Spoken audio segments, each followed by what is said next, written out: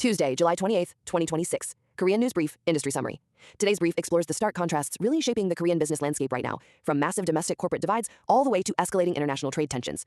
First, we're seeing severe polarization in South Korea's gaming industry.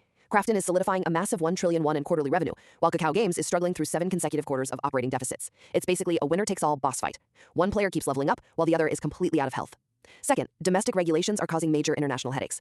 The DPK-led government is cracking down on Coupang for unfair practices and data leaks, and it's rapidly escalating into a diplomatic crisis.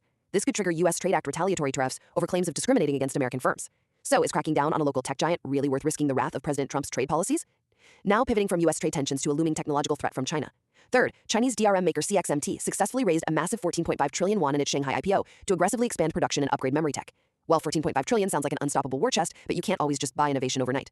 Finally, despite that aggressive financial boost, global investment banks confirm a 1.5 to 2 generation technological gap still exists between CXMT and industry leaders like Samsung Electronics and SK Hynix.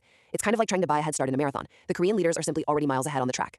So, while Chinese funding and U.S. trade threats certainly loom large, Korean tech leaders maintain their competitive edge, for now. Follow or subscribe to get the latest news updates. Your follower subscription and likes greatly support our production.